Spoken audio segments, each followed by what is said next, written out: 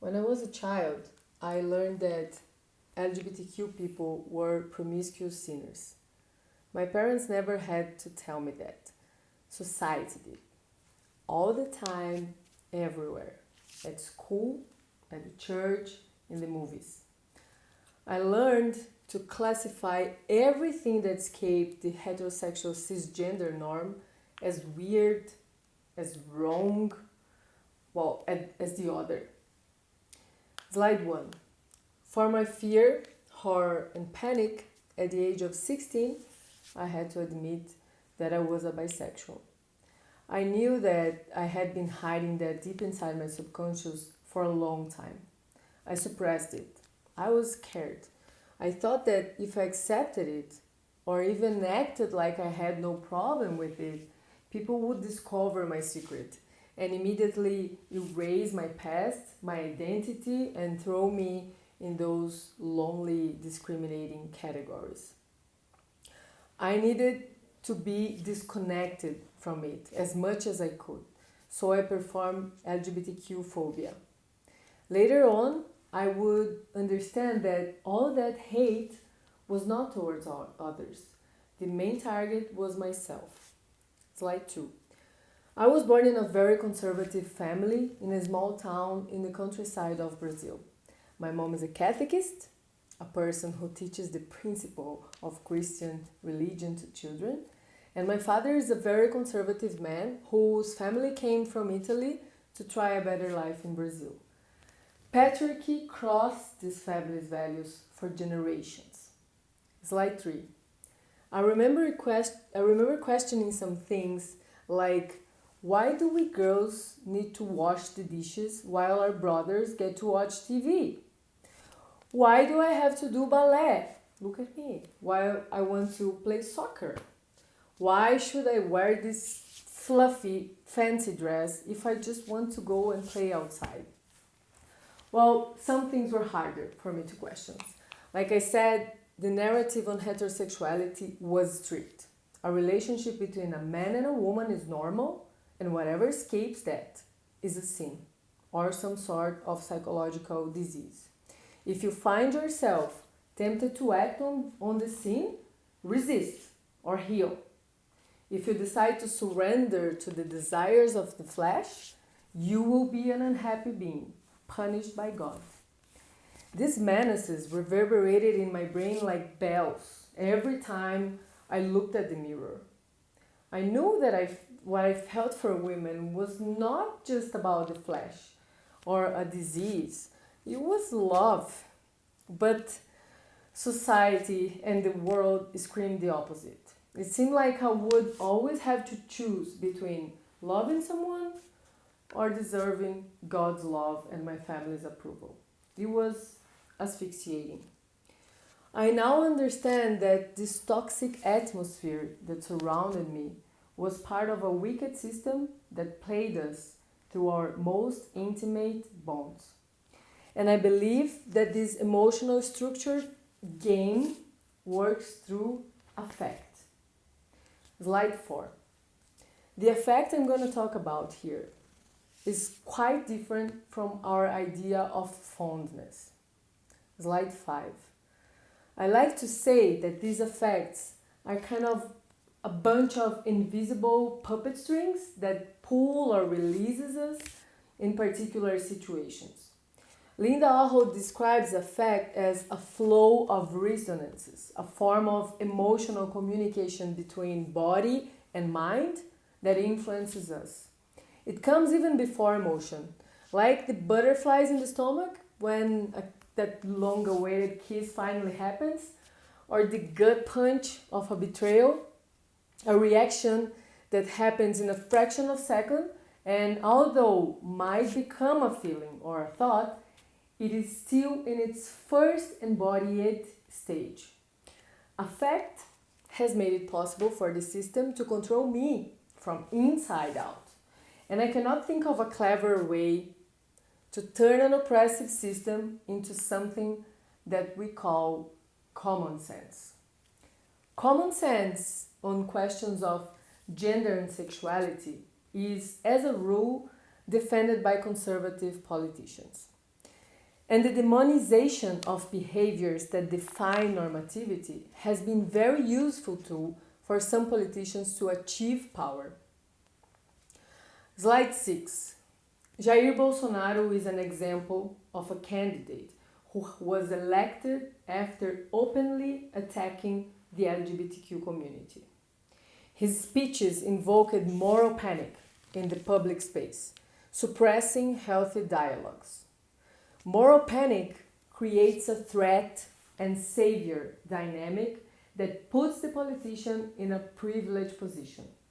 When he manipulates concepts that trigger the right reactions in people's bodies, he shortens the channel of connection between him and his audience, shrinking the space for curiosity, while at the same time amplifying a feel of trust building. Once triggered with fear or anger or disgust, the voter feels that they need this person to save them. Slide 7. The truth is, it is hard to open up to the different or the uncertain, to question the truths that have shaped our identity. I know that.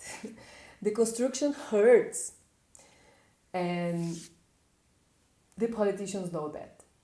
A world that is constantly changing demands us to change along with it, which can trigger our most deep anxieties and obsessions. So when someone comes and says that they will preserve things as they are, or that is not a problem to discriminate LGBTQ people, it feels like they are taking care of our childhood memories.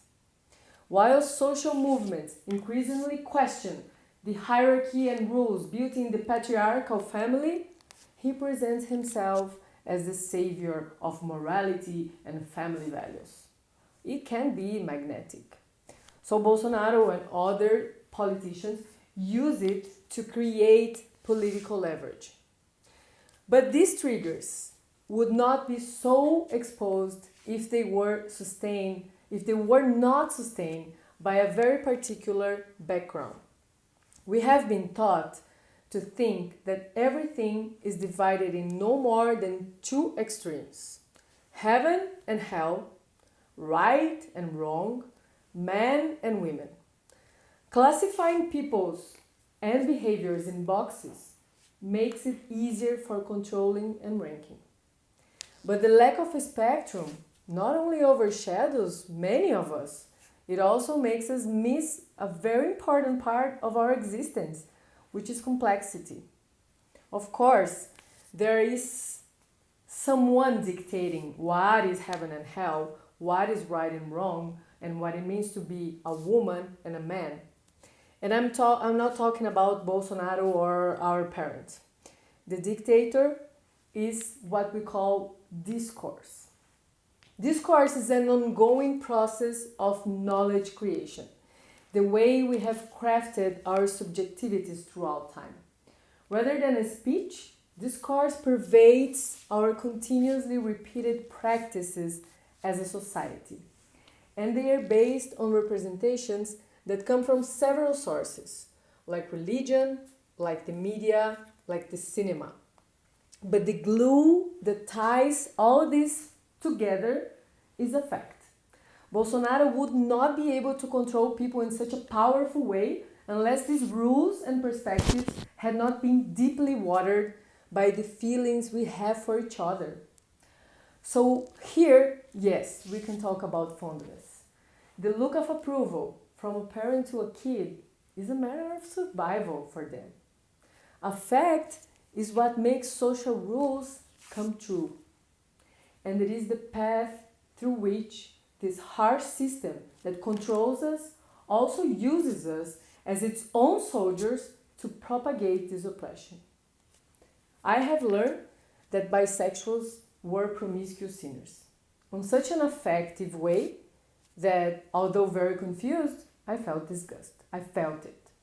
In my mind, happiness was attached to a charming man asking me to marry him. Slide 8. Well, at least that is what I learned from the representations of happiness and love in the weddings I went to, and in the Disney movies I watched.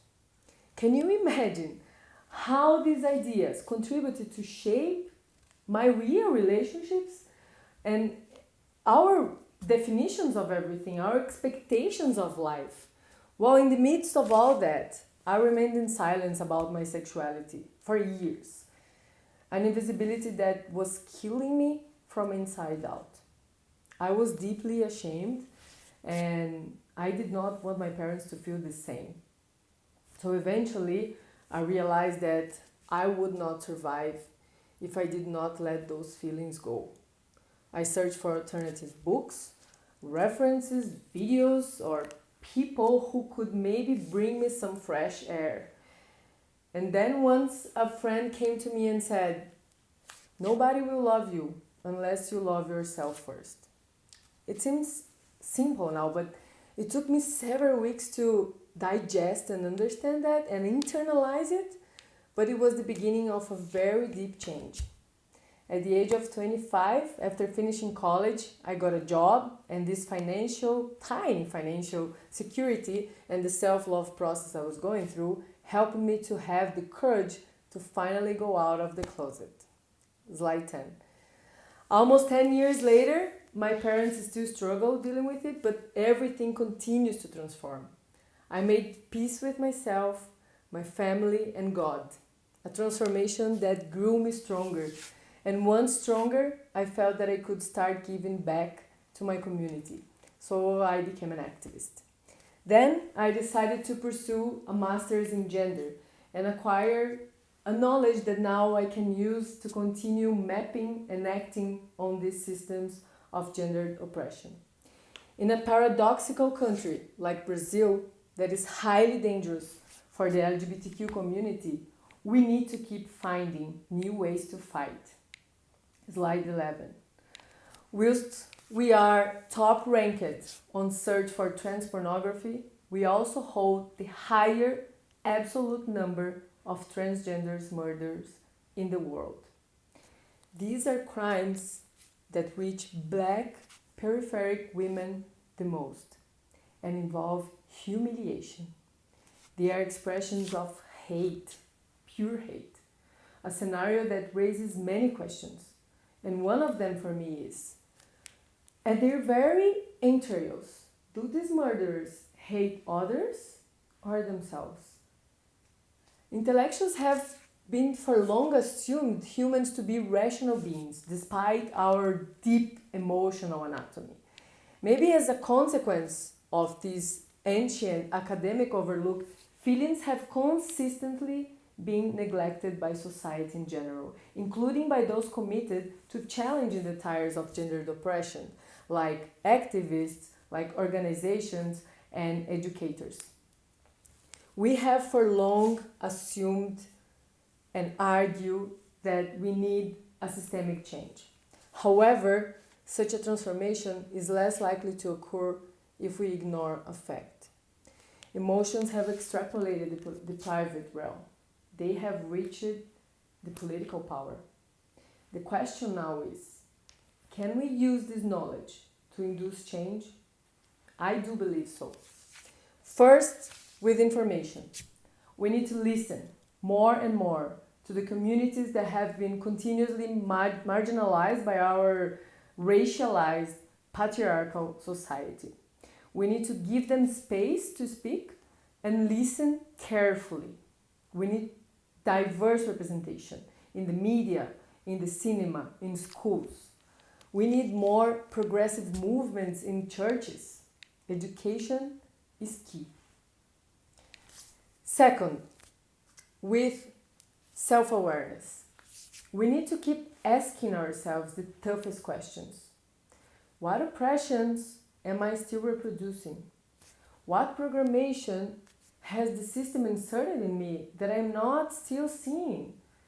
How can I unlearn that what perpetuates inequalities and substitute it for inclusivity? To that, emotional intelligence is decisive. And finally, we need to take action. By taking responsibility for what we will learn, with courage enough to keep going, no matter how painful. Slide 12. Because we will feel like we are betraying some people, many ideas and deep beliefs. We might feel alone or that we are bad people. But the truth is, no grief is easy. For that, mental health will be crucial. So I invite you who stand for women and LGBTQ rights, and as I do, can amplify voices to see the world with compassion. If the patriarchal social construction is tattooed under our skins through a fact, we need to give it the importance it holds. We need to include it in public policies, in activist strategies, in our articles. Let's reprogram the artificial instincts that have been manipulating us to sustain our own misery. Let's own our effects. In this journey, we will certainly need to forgive ourselves for the mistakes we will make. And then we will have to try again so that we can slowly and continuously reframe this system from inside out. Thank you.